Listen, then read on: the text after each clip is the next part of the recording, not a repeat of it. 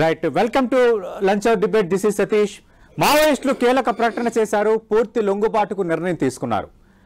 MMC zone ప్రతినిధి అనంత్ పేరుతో ఓ లేఖను విడుదల చేశారు. జనవరి 1న ఆయుధాలను విడిచి లొంగిపోతామని అందులో పేర్కొన్నారు. ఒక్కొక్కరు బదులు అందరం ఒకేసారి లొంగిపోతామని తెలిపారు.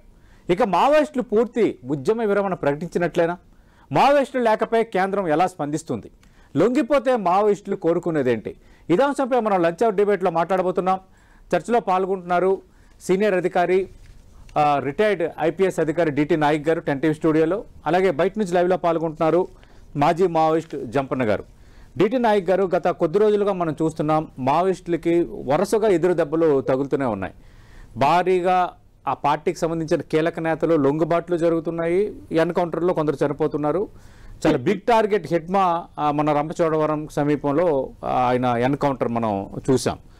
అంటే ఇప్పుడున్న పరిస్థితుల్లో ఆపరేషన్ కగార్ ఎండ్ స్థాయికి వచ్చింది. మార్చి 2026 టార్గెట్ అని కేంద్ర హోంమంత్రి అమిత్ షా ఒక ప్రకటన కూడా చేశారు. ఇప్పుడు మావోయిస్టులు ఇప్పుడు ఎదురవుతున్న పరిస్థితుల నేపథ్యంలో జనవరి 1న ఆయుధాలు విడిచి మొత్తం పోరాటాన్ని విడిచి మేము లొంగిపోతాం అందరం మూకుమ్మడిగానే ఒక లేఖ రిలీజ్ చేశారు. ఈ లేఖను చూసి ఎలా అర్థం చేసుకోవాలి? ఇంకా పూర్తి స్థాయిలో 67లో ప్రారంభమైన మావోయిస్టు ఉద్యమంకి సంబంధించి ఇంకా ఎండ్ కార్డు పడినట్టేనా? ఈ అడుగుని మీరు ఎలా చూస్తున్నారు? సతీష్ గారు, ఫస్ట్ ఆఫ్ ఆల్ ఈ ప్రకటన కరెక్టేనా అనేది మనం వెరిఫై చేసుకోవాల్సిన అవసరం ఉంది. ఒకవేళ ఇది కరెక్ట్ అయితే ఈ దేశంలో అందరూ శాంతి కోరుకునే వాళ్ళందరూ, ముఖ్యంగా మన మిగతా స్టేట్స్ ఏమన్నా కానీ మన తెలుగు రాష్ట్రాల్లో కూడాను చాలా సంతోషకరమైన వార్త ఇది. ఓకే, ఎందుకంటే నేను 1967 మీద దగ్గర నుంచి ఇది చూస్తున్నది కేవలం హింస మాత్రమే చూస్తున్నాం, కానీ దీనివల్ల మంచి ఏది జరిగినట్లయితే పెద్దగా కనపడదు. అట్లీస్ట్ ప్రపోర్షనేట్గా ఆ లెవెల్లో హింసకు ఏదో రిజల్ట్ కావాలి కదా. సమాజానికి ఏదో మార్పు కానీ సమాజానికి వెల్ఫేర్ కానీ అది ఏం జరగలేదు. అది మాత్రం ఖచ్చితంగా చెప్పవచ్చు. సరే, ఒకప్పుడు ఏదో వాళ్ళు ఏదో అనుకున్నారు, ఏదో చేద్దాం అనుకున్నారు, అది కుదరలేదు అది. సో నేను అదే ఇప్పుడేం నేను పోలీస్ ఆఫీసర్ కాదు, కానీ ఈ హింస అనేది తగ్గిపోతుంది. అనవసరంగా వాళ్ళు చేస్తున్నారు, ఇటు పోలీసులు కానీ మిలిటరీ కానీ పారామిలిటరీ కానీ వాళ్ళు చేస్తున్నారు, సాధించింది ఏం లేదు. కాబట్టి నేనైతే ఇది చాలా మంచి పరిణామం, మంచి వాళ్ళు ఒక డెసిషన్ తీసుకున్నారు. ఇది వస్తే శాంతిగా ఉంటుంది స్టేట్లో, ఈ దేశంలో అని నేను భావిస్తున్నాను. అంటే మొత్తం సాయుధ పోరాటం విరమణ అంటే పూర్తి స్థాయిలో మనం యాక్సెప్ట్ చేసే పరిస్థితి ఉందా? ఎందుకంటే 67 నుంచి చాలా ప్రతిఘటనలు ఎదుర్కొన్నారు. అటు సాయుధ దళాలు వర్సెస్ సాయుధ నక్సలైట్లు, తర్వాత మావోయిస్టులు, మొత్తం ఈ పీపుల్స్ వార్ గ్రూపు, ఇవన్నీ మీరు ఐపీఎస్ అధికారిగా పనిచేస్తారు కాబట్టి ఇంకా మీకు చాలా అనుభవాలు ఉండుంటాయి ఈ విషయంలో. అంటే మధ్యలో ఒడిదుడుకులు ఎదురైనా, ఎదురు దెబ్బలు ఎదురైనా మధ్యలో తగ్గటము మళ్ళీ పెరగటము ఇలా జరుగుతూ వచ్చింది. అంటే ఇలా మూకుమ్మడిగా లేఖ రాయటం అనేది పూర్తిగా ఎండ్ కార్డ్ అని అనుకోవచ్చా, లేదంటే ఇంకా ఫ్యూచర్లో కూడా కొంత మళ్ళీ ఉండే ఛాన్స్ ఉంది అంటున్నారు? అంటే ఈ పార్టీ మొదటి నుంచి కేవలం పోలీసులు మిగతా ఆర్మ్డ్ ఫోర్సెస్ నుంచే కాదు ప్రెజెంట్ చేస్తున్నది. వీళ్ళు కూడా ఈ పార్టీలో కూడాను రకరకాలు వాళ్లే డివైడ్ అయ్యి, యునైట్ అయ్యి, మళ్ళీ డివైడ్ అయ్యి, రీడివైడ్ అయ్యి, ఇలాగూ మొదటి నుంచి మొట్టమొదట చారు మాజుందార్ కాను సన్యాల దగ్గర నుంచి ఆంధ్రప్రదేశ్లో అయితే మీకు తెలుసు కమ్యూనిస్టు సిపిఐ సిపిఎం దగ్గర నుంచి ఆ సిపిఎంలో ఇవన్నీ రకరకాలు వచ్చినాయి. డివి గ్రూప్ అని, టీవీ ఇంకో గ్రూప్ అని, టిఎన్ గ్రూప్ తమిళ డివి గ్రూపు, టిఎన్ గ్రూపు ఆయన తమిళ నాగిరెడ్డి గ్రూపు, కేఎస్ గ్రూపు, ఈ పీడబ్ల్యూ కొండపల్లి. అల్టిమేట్లీ వాళ్ళకి చాలా డిఫరెన్సెస్ ఉన్నాయి అప్పట్లో. ఈ లెఫ్టిజం ఎలాగంటే వాళ్ళు ఎలాగ యునైట్ అవుతారు అలాగే విడిపోతారు. ఆ విధంగా సంస్థాగతంగా వాళ్ళు కూడాను చాలా ఆ సంస్థ విడిపోయి ఉంది. కానీ కేవలం ఇంకా ఓన్లీ వయలెన్స్ అని పీడబ్ల్యూజీ తర్వాత ఎంసీసీ వాళ్ళు అక్కడ బీహార్లో వాళ్ళు కలిసి మావోయిస్ట్ పార్టీగా చేసి కేవలం violence for violence sake, nothing else. Right. ఆ అందా తీసుకున్నప్పటి నుంచి అది గవర్నమెంట్కి any government, any legal government will not keep quiet. ఆ విషయం వాళ్ళు మరి లేట్గా తెలుసుకున్నారు. ఓకే. సో అనుకోని విధంగా మనము అసలు ఆ హింసని అది మేము చూసాం కదా, కళ్ళారా చూసాం. సో ఆ హింస పోవడం చాలా మంచిది. నేను మొదటి నుంచి నేను వీళ్ళకి చెప్తూనే ఉన్నాను. ఓకే. నేను కొండపల్లి సీతారామయ్య నేనే పట్టుకున్నాను. Yes sir. ఓకే. నేను కొండపల్లి సీతారామయ్య కూడా చెప్పాను. అంటే వాళ్ళు వితండవాదం, మేము లొంగిపోము, మేము చేయము అంటారు. బట్ రిజల్ట్ తెలుస్తుంది మనకు, ఫ్యూచర్ తెలుస్తుంది. వీళ్ళు లొంగిపోవాల్సిందే, లేకుంటే బలి కావాల్సిందే. ఓకే. ఎందుకంటే state is a gigantic thing, modern state. ఇంతకుముందు స్టేట్స్ అంటే ఏదో రాజులు వాళ్ళు వీళ్ళు ఉండేవాళ్ళు. మోడర్న్ స్టేట్ దగ్గర ఉన్న వెపనరీ, ఉన్న ఇన్ఫ్రాస్ట్రక్చర్ ఏ ఆర్గనైజేషన్ ఉండదు. కనీసం సిద్ధాంతపరంగా అని చెప్పుకున్న వీళ్ళు ఈరోజు వచ్చి, నేను ఎప్పుడు వాళ్ళని రిక్వెస్ట్ చేశాను, వచ్చి రాజకీయంగా జాయిన్ కండి. మీరు ఎంతసేపు ఒకరిని క్రిటిసైజ్ చేయడమే తప్ప వాడు చేశాడు, మీరు వచ్చి చేయండి ఏదో ఒకటి అని చెప్పాను నేను. పొలిటికల్ పార్టీ ప్రతి ఒక్కడు ఒక పార్టీ పెడుతున్నాడు కదా. సో మీకు సఫిషియంట్ ఫాలోయింగ్ ఉంది అంటున్నారు అని వాళ్ళు అనుకుంటున్నారు. తుపాకీతో భయపడి జనం వెంట వస్తున్నారు, వాళ్ళ ఫాలోయర్స్ అనుకుంటున్నారు. బయటికి వచ్చి మీరు పార్టీ పెట్టి, వాళ్ళు పార్టీ పెట్టమంటే డబ్బులు అడుగుతారు, అది చేయమంటున్నారు, మీరు వచ్చి చెప్పండి డబ్బులు ఇవ్వము అని చెప్పండి. సో అలాంటి సిచ్యువేషన్ ఎప్పుడో చెప్పాను నేను, 90s లో చెప్పాను. 90s లో. బట్ స్టిల్ నేను చెప్పాను ఎప్పుడో ఒకసారి మీరు ఇలాంటి సరెండర్ కావాల్సిందే అని. ఈ రోజుకి జరిగింది. నేను I'm very happy. Right. Jampanna గారు, మీరు ఎలా అర్థం చేసుకుంటున్నారు సార్? మావోయిస్టులు చేసిన కీలక ప్రకటన, మహారాష్ట్ర, మధ్యప్రదేశ్, ఛత్తీస్గఢ్ జోన్ ప్రతినిధి అనంత్ పేరుతో ఒక లేఖ విడుదల చేశారు. మీరు కూడా చూసుంటారు. జనవరి 1న ఆయుధాలు విడిచి లొంగిపోతామని అందులో పేర్కొన్నారు. పూర్తి స్థాయిలో సాయుధ పోరాట విరమణగా దీన్ని అర్థం చేసుకోవచ్చా? ఇది అంటే ఒకటేందనంటే, సాయుధ పోరాట విరమణ ప్రకటన మనము అక్టోబర్ 16వ తారీఖు ఆ పార్టీ పొలిట్ బ్యూరో సభ్యుడు, ఆ పార్టీలో కూడా సీనియర్ మోస్ట్ ఉన్న మల్లోజుల వేణుగోపాలరావు అలియా సోను ఆల్రెడీ లేఖ విడుదల చేయడమే కాకుండా కూడా ఆషన్న సోనుల నాయకత్వంలో 300 మంది కూడా మహారాష్ట్ర, ఛత్తీస్గఢ్ ప్రభుత్వాల ముందట సాయుధ పోరాట విరమణ చేసిన విషయాలు కూడా మనకు తెలుసది. తర్వాత అప్పటి నుండి కూడా చర్చ జరుగుతున్నది.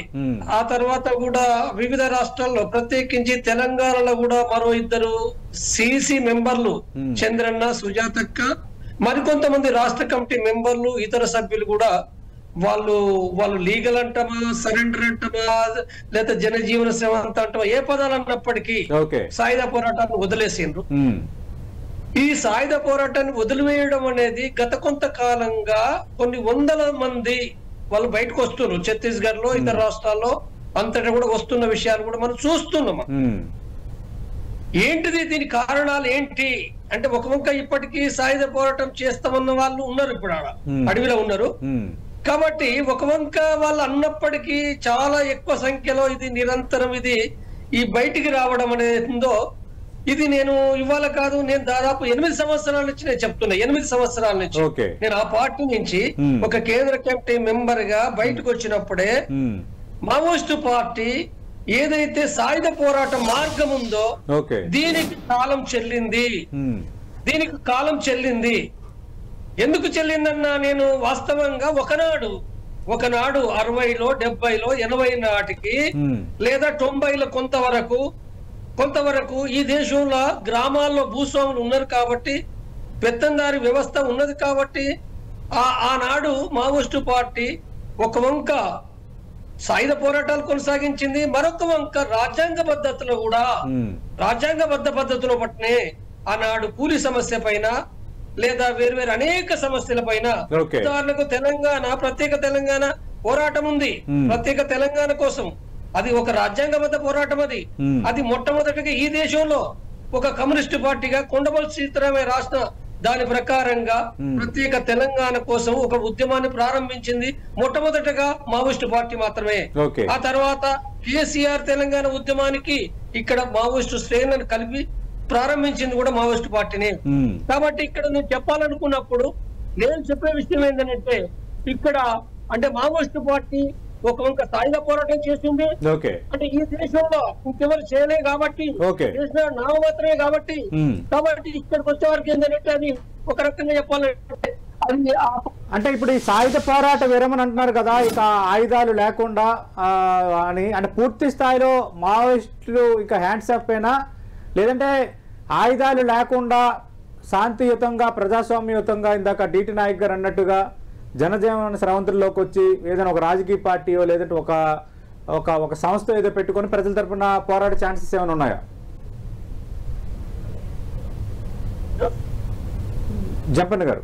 హలో జంపన్న గారు అంటే మావోయిస్టు పార్టీకి ఓన్లీ సాయుధ పోరాట ముద్ర అనేది అవుతుందో, హింస అనేది అవుతుందో, హింస జరిగిన మాట వాస్తవమే. హింస ఇరు పక్షాల నుంచి జరిగింది, ప్రభుత్వం నుంచి జరిగింది, మావోయిస్టుల నుంచి జరిగింది, భూస్వామ్య వర్గాల నుంచి జరిగింది, ప్రజల నుంచి జరిగింది. కాబట్టి హింసలు అవన్నీ ఆ చర్చ వేరే. ఇక్కడ చెప్పవలసిన విషయం ఏంటంటే ఇప్పుడు ఏదైనప్పటికీ ఇవాళ మావోయిస్టు పార్టీకి గత 10-15 సంవత్సరాల క్రితమే అంటే ఆనాడు భూస్వామ్య వ్యవస్థ లేదు కాబట్టి ఈ అంటే పెట్టుబడిదారు వ్యవస్థ ఉంది. ఇప్పుడు జరిగే సమాజం చాలా మార్పులైనాయి కాబట్టి అది ఏనాడో తన యొక్క లైన్ ను మార్చుకోవాల్సిన అవసరం ఉండే అనే విషయాన్ని కూడా నేను చెప్పిన నేను. కాబట్టి ఏదేమైనప్పటికీ సోను మల్లజల కోర్టు వేణుగోపాలరావు ఎవరైతుందో ఆయన రాసి బయటికి రావడం కూడా నేను దాన్ని వెల్కమ్ చేస్తా, వెల్కమ్ చేసిన కూడా నేను.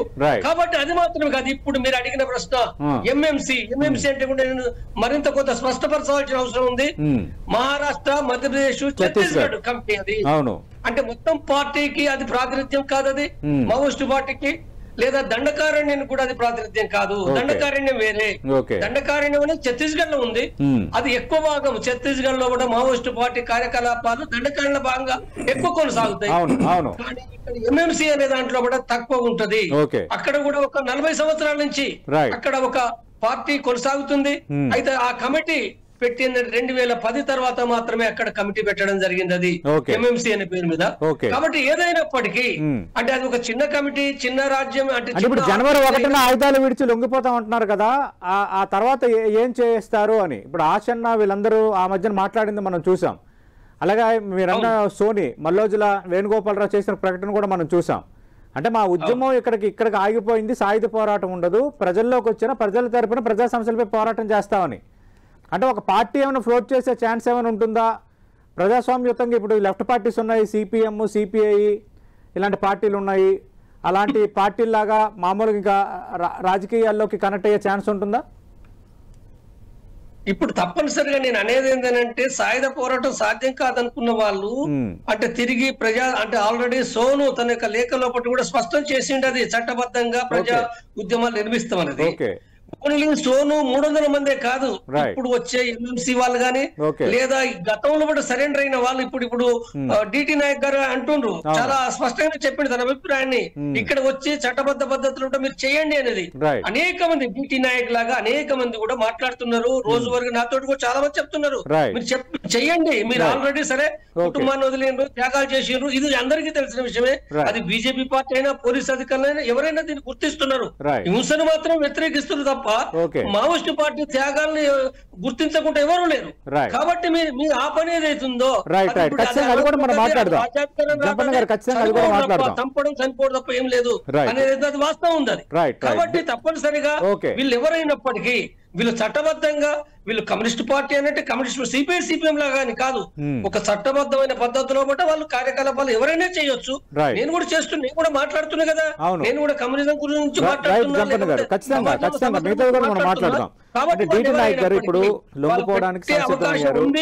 ఇది కేవలము మహారాష్ట్ర, మధ్యప్రదేశ్, ఛత్తీస్గఢ్ జోన్ అనేది ఒక ప్రాంతానికి పరిమితమైంది, ఇంకా దండకారణ్యం ఎట్లాగా ఉంది, మొత్తం మావోయిస్టులు సరెండర్ అయినట్టు కాదన్నది జంపన్న గారు వచ్చి. ఒకవేళ లొంగిపోతే వాళ్ళు ఏం కోరుకోవచ్చు, ప్రభుత్వం ఇప్పుడు ఏం అడ్రస్ చేయాలి? వాళ్ళే అంటున్నారు కదా, మేము రీహాబిలిటేషన్ మాకు చేయండి. రీహాబిలిటేషన్ ప్రాసెస్ ఎప్పటి నుంచో ఉంది. వాళ్ళకు బయటకు వచ్చిన వాళ్ళకి ల్యాండ్స్ ఇవ్వటము, హౌసెస్ ఇవ్వటము, మనీ ఇవ్వటము, ఎంప్లాయ్మెంట్ ఇవ్వటము, ఇలాంటివి నేనే చేశాను. Sir okay. బాగుపడ్డారు కొందరు కూడాను. సో అలాంటి సిస్టమ్ ఇప్పుడు ఆల్రెడీ ప్రతి స్టేట్లో జరుగుతుంది. ఓకే. ఈ మధ్యనే మన ఛత్తీస్గఢ్ డిప్యూటీ సీఎం హిడ్మా వాళ్ళ మదర్ దగ్గరికి పోయి మాట్లాడొచ్చారు. సో దాన్ని బట్టి ప్రభుత్వాలు వీళ్ళని ఏ విధంగా చూస్తున్నారో మీకు అర్థమైపోతుంది. వాళ్ళని ఏదో హరాస్ చేయడము ఇంకో విధంగా చేస్తారని నేను అనుకోను కూడా, చేయకూడదు కూడా. వీళ్ళందరూ బై ఫోర్స్ ఆఫ్ సర్కమ్స్టెన్సెస్, కొందరు పావర్టీ వల్ల కానివ్వండి, నిజంగా ఈ ప్రిన్సిపల్స్ సిద్ధాంతాలు అవన్నీ ఏదో హయ్యర్ లెవెల్ ఏమైనా ఉన్నాయేమో కానీ నేను మాట్లాడిన వాళ్ళకి అవన్నీ ఏం తెలియవు. వెపన్ తీసుకోవడం, చంపడం ఇంతే వాళ్ళకి తెలుసు. సో వాళ్ళు బయటికి వస్తే వాళ్ళేమి ఏ పాకిస్తాన్ వాళ్ళు కాదు, చైనా వాళ్ళు కాదు, they are all our people, our boys and girls. So వాళ్ళకి మనము రీహాబిలిటేషన్ మనం ప్రామిస్ చేసిన విధంగా ప్రతి గవర్నమెంట్ చేయడానికి నాకు తెలిసి సిద్ధంగా ఉంది. కాబట్టి వాళ్ళు ఇది మంచి అవకాశం వచ్చి వాళ్ళకు బాగుపడి వాళ్ళ ఫ్యామిలీస్ కూడాను వీళ్ళని చూసి ఎన్ని రోజులైందో వాళ్ళతో చేరి ముందు మిగతా ఇంతకు ముందు లాగా లేదు. జంపన్న గారు చెప్పినట్టు ఇంతకు ముందు లాగా లేదు, సిచ్యువేషన్ మారిపోయింది. వాళ్ళ నెసెసిటీ లేదు, అప్పుడు ఉన్నదేమో. అప్పుడు ఆ నెసెసిటీ ఉన్నది, అప్పుడు ఏదో కొద్ది చేశారు. వాళ్ళు ఆ ఆరాలో బతికారు ఇన్ని రోజులు. కానీ రాను ఆ ఆరా బదులు ఇప్పుడు అంతా బ్లడ్ ఫ్లో అవుతా ఉంది. దానివల్ల naturally there are losses on both sides and for nothing. ఏదో ఒక ఆబ్జెక్టివ్ అని ఉందంటే ఊరికే ఈ సమాజాన్ని నాశనం చేయాలి, లేకుంటే ఈ ప్రభుత్వాలను నాశనం చేయాలంటే అవన్నీ అయ్యే పనులు కాదు కదా. ఇప్పుడు పోయినా ఆ ప్రభుత్వం పోయినా మీ ప్రభుత్వం వస్తుంది. లైక్ ఇన్ చైనా, రష్యా, అక్కడ ఏమైంది మనం చూస్తూనే ఉన్నాం. ఇది కాదని చెప్పి ఇప్పుడు మళ్ళీ వాళ్ళు వేరే పంతాలు తీసుకున్నారు. కాబట్టి వాళ్ళు రావటం అంటే పరిస్థితి తగ్గట్టుగా మారుతున్నారు. సో వీళ్ళు కూడా మారటం చేశారు. వాళ్ళు అనుకున్నట్టుగా ఇప్పుడు ఛత్తీస్గఢ్లో ఏదో వాళ్ళ స్ట్రాంగ్ హోల్డ్, వాళ్ళ ట్రైబల్స్ని రక్షిస్తాము అన్నారు. సో అక్కడ ఏం చేశారని ఒక్కసారి నెవరేసుకుంటే ఏం చేయలేదు. అక్కడ ఇక్కడ వాళ్ళు ఉన్నందుకు గవర్నమెంట్ ఏం చేయలేకపోయింది. సేమ్ తెలంగాణలో కూడాను ఇంతకుముందు నేను అక్కడ ఉన్నప్పుడు ఎస్పీగా ఉన్నప్పుడు, ఐజీగా ఉన్నప్పుడు చెప్పాను, lot of coal mines are there. And మీరు ఉన్నందుకు కోల్ మైన్స్ తావటం లేదు, మీరు బయటికి రండి, అక్కడ కోల్ మైన్స్ వస్తాయి. ఈచ్ కోల్ మైన్ ఎప్పుడు ఎస్పీ చేసినప్పుడు సార్ అక్కడ 90s లో ఆదిలాబాద్, వరంగల్ ఎస్పీగా ఉన్నాను. ఐజీ ఫర్ 4 districts ఉన్నాను. ఆదిలాబాద్, కరీంనగర్, ఖమ్మం అండ్ వరంగల్. చెప్పాను, నాకు తెలుసు అక్కడ 10 కోల్ మైన్స్ ఉన్నాయి. సో ఆ 10 వస్తే ఒక్కొక్క కోల్ మైన్ ను will employ at least few thousands of employees, ఒక కోల్ మైన్. అలాంటివి మీరు అడ్డుపడుతున్నారు, మీరు బయటికి రండి. అక్కడ మీరు నిజంగానే డెవలప్మెంట్ మీద ప్రజలు డెవలప్ కావాలనుకుంటే you come out, you allow them to do this. ఇప్పుడు మనం చూసాం ఇది తగ్గిన తర్వాత భూపాల్పల్లి ఎగ్జాంపుల్, స్టాండింగ్ ఎగ్జాంపుల్. ఇప్పుడు Bhupalpally is a district headquarter and so many thousands of people are employed. So వీళ్ళు they have delayed all this. ఛత్తీస్గఢ్లో కూడా అంతే. ఛత్తీస్గఢ్ ప్రభుత్వం ఏదో చేయాలని ఉంది కానీ రానివ్వటం లేదు. సో ఇప్పుడు వాళ్ళు నిజంగా డెవలప్మెంట్కి వాళ్ళు ఆస్కారం ఇచ్చినట్టు ఉంటుంది. ఇన్ని రోజులు వాళ్ళదేముంది, అక్కడ అమాయక ప్రజలు రాత్రి పగలేమో పోలీసు వాళ్ళు వచ్చి కొడతారు, రాత్రి ఏమో నక్సలైట్లు వచ్చి కొడతారు. వాళ్ళు ఏం చేస్తారు, ఏమి తెలుసుకోని పరిస్థితి. వాళ్లకు నిజంగా డెవలప్మెంట్ అంటూ తెలియదు వాళ్ళకి. ఇప్పుడు actually they can come out and ask for development. ఇప్పుడు ఇంతకు ముందు లాగా ఫుల్ మీడియా ఉంది. మీడియా ఈజ్ ఎగ్జామినింగ్, మైక్రోస్కోప్ తో ఎగ్జామిన్ చేస్తుంది. సోషల్ మీడియా విస్తృతంగా ఉంది, సోషల్ మీడియాలో తెలిసిపోతుంది ఎక్కడ ఏం జరిగినా. ఎందుకు ఇవన్నీ ప్రింట్, టీవీ ఇవన్నీ ఉన్నాయి కదా. ఇవే సోషల్ మీడియా అంటే ఎవడో టీవీలో చూసేది అంతే సార్. జనరల్ గా మెయిన్ స్ట్రీమ్ ఉంది కదా సార్, మెయిన్ స్ట్రీమ్. సో ఇప్పుడు they can help the society really, because ఇంతవరకు సొసైటీ గురించి మాట్లాడుతున్నారు కదా, ఇప్పుడు చేయండి. దెన్ అండ్ వెపన్ పట్టుకొని మాకు సివిల్ రైట్స్ కావాలంటే ఎవరు ఒప్పుకుంటారు? లీగల్ గవర్నమెంట్ ఒప్పుకునే పరిస్థితి ఉండదు. అంటే జంపన్న గారు ఇప్పుడు లొంగిపోతా ఉంటున్నారు కదా, ఏం కోరుకుంటున్నారు? ఎందుకంటే గతంలో మేము విరమిస్తాము, మేము చర్చలకు వస్తామంటే ఇంకా చర్చలు ప్రసక్తే లేదని కేంద్రం చాలా స్పష్టంగా చెప్పేసింది. సరే, ఇప్పుడు ఆల్రెడీ ఒక లేఖ రిలీజ్ చేశారు కాబట్టి ఇప్పుడు ఎలా అడ్రస్ చేయాలి? మీరు ఏం కోరుకుంటున్నారు? వాళ్ళు ఏమి కోరుకుంటుండేదో వాస్తవంగా మావోయిస్టు పార్టీ శాంతి చర్చలు ప్రారంభించినప్పుడు నేను ప్రభుత్వానికి ఆ రోజు స్పష్టంగా చెప్పిన, మీరు శాంతి చర్చలు ప్రారంభించండి, మీకు అయ్యే నష్టం లేదు, ప్రభుత్వానికే ప్రయోజనం అనే విషయాన్ని చెప్తూనే ప్రభుత్వానికి చెప్పిన తర్వాత మావోయిస్టులకు కూడా మీరు సాయుధ పోరాట విరమణ ప్రకటించండి, మీరు కాల్పుల విరమణ అన్నారు, శాంతి చర్చలకు వస్తామని అన్నారు, కానీ స్పష్టంగా సాయుధ పోరాట విరమణ మీరు ప్రకటించలేదు. మీరు ప్రకటించండి, మీరు వచ్చి చర్చలు జరపండి, మీరు ప్రకటించడం ద్వారా మీ పార్టీకి చాలా ప్రయోజనాలు ఉంటాయి అనే విషయాన్ని కూడా నేను ఆనాడు చెప్పిన. మీ పార్టీ పైన ఉన్న నిషేధం తొలగించే రైట్ గానీ గవర్నమెంట్ సార్ ఇప్పుడు ఆల్రెడీ చాలా మంది లొంగిపోతున్నారు, అలాగే వాళ్ళ మీద ఉన్న రివార్డ్స్ ని ప్రభుత్వం వాళ్ళకే ఇస్తుంది. ఫర్ ఎగ్జాంపుల్ కి మల్లోజుల వేణుగోపాల్ ఆయన మీద ఉన్న రివార్డ్ అమౌంట్ ని ఛత్తీస్గఢ్ ముఖ్యమంత్రి ఆయనకే ఇచ్చారు. రివార్డే కాదు, వాళ్ళకి ఇవ్వాలి. అది ఇప్పుడు మీరు ఏం కోరుకుంటున్నారు? ఇంకేం కావాలి అంటే లొంగిపోయే వాళ్ళకి ఏం చేస్తే ఉన్నది కొత్త ఏం కాదు, అది గత 20-30 ఏళ్ల పైనుంచి కూడా లొంగిపోయిన వాళ్లకు రివార్డ్ ఇవ్వడం అనేది ఉంది. కానీ భూములు, ఇండ్లు, ఉద్యోగాలు అనేటివి అది పేరుకు మాత్రమే గవర్నమెంట్స్ అంటాయి, ఎక్కడ కూడా ఇయ్యలేదు. ఒకరిద్దరికి మాత్రం ఇచ్చారు, ఒకరిద్దరికే తప్ప ఎవరికి ఇవ్వలేదు. మన తెలంగాణలో కూడా చూడండి, ఎవరికి ఇచ్చిండండి? జీవో ఉన్నది పోయిన దాదాపు 20 ఏళ్ల కాంచి జీవో ఉన్నది. జీవో ఉన్నప్పటికీ ఎవరికి ఇయ్యరు, వాళ్ళు ఎంటబడి. అంటే ఇప్పుడు పోలీసు అధికారులు సహజంగానే వాళ్ళ కాడ ఉన్న వాటిని వాళ్ళు ఇవ్వడానికి ప్రయత్నం చేస్తారు, అధికారులు నాకు తెలిసి. కానీ రెవెన్యూ డిపార్ట్మెంట్ నుంచి ఆ భూములు ఇవ్వరు. రాజకీయ నాయకులు ప్రాధేయపడితే 10 సార్లు తిరుగుతుంది తప్ప అవి రావవి. దాదాపు ఇప్పుడు మన తెలంగాణలో కూడా చూడండి, ఎంతో మంది ఉన్నారు పేదవాళ్ళు. టీటీ నాయక్ కూడా తెలుసు, చాలా మంది. అంటే ఎంత మంది పేదవాళ్ళు లొంగిపోయిన వాళ్ళరో ఎవరికి ఇచ్చిందండి? ఎవరికి ఇవ్వాలి? కాబట్టి చెప్తారు నేనే మినిస్టర్ల దగ్గరికి పోయి ఇప్పించాను, కొందరికి ఇచ్చారు. కొందరికి అప్పుడు లొంగిపోయిన వాళ్ళకి నేనే కొందరికి మినిస్టర్ల దగ్గరికి వెళ్ళి ఇప్పించాను, వాళ్ళకి బెనిఫిట్స్, ల్యాండ్ ఇట్లాంటివి. కరెక్ట్ అండి. మీరు కొన్ని చేసిండ్రు, అధికారులు అట్లా చేయటం లేదని కాదు, కానీ తక్కువ. అంటే అధికారులు చేస్తే కూడా రెవెన్యూ వాళ్ళు వినరండి. రెవెన్యూ వాళ్ళు ఇప్పుడు ఉదాహరణకు అంటే వరంగల్ సిపి కూడా డైరెక్ట్ మాట్లాడితే కూడా కలెక్టర్ లేదు. రైట్, మీరు అన్నట్టుగా సరే ఇప్పుడు లొంగిపోతున్నారు కాబట్టి అప్పుడు పరిస్థితి లేరు, ఇప్పుడు పరిస్థితులు వేరు. ఖచ్చితంగా దీన్ని అడ్రస్ చేయాల్సిన పరిస్థితి ఉంది. ఒకవేళ లొంగిపోయిన తర్వాత వాళ్ళకి ఏదైతే యాజ్ పర్ రూల్స్ ఇవ్వాల్సి ఉన్నా ఇవ్వకపోతే ఖచ్చితంగా మన మీడియా కూడా దాన్ని వేలెత్తి చూపుతుంది. కాబట్టి ఖచ్చితంగా ఇదంతా వైస్ వర్సాగా జరగాలి. బేసికల్లీ మన పిల్లలు వాళ్ళు గారు, అవును. సో మన పిల్లలు ఎవడన్నా బాగలేకపోతే వాడిని తెచ్చి మనం ఏదో చేస్తాం, అవును. ఆ లెవెల్లో చూస్తారు ఇప్పుడు. నేను అనుకుంటున్నా ఆలోచించాలి. ఇంకా ఏదో పాత మర్చిపోయి only thing is weapon. Weapon చేతిలో పట్టుకొని నువ్వు మమ్మల్ని కాల్చొద్దు, నేను కాల్చుతూ నువ్వు ఊరుకుండాలంటే ఎవరు ఊరుకోరు కదా. సింపుల్ మాట్లాడాలంటే. రైట్, థ్యాంక్ యూ జంపన్న గారు, థ్యాంక్ యూ నాయక్ గారు. మనం చూస్తున్నాం, అటు మావోయిస్టులు కీలక ప్రకటన చేశారు.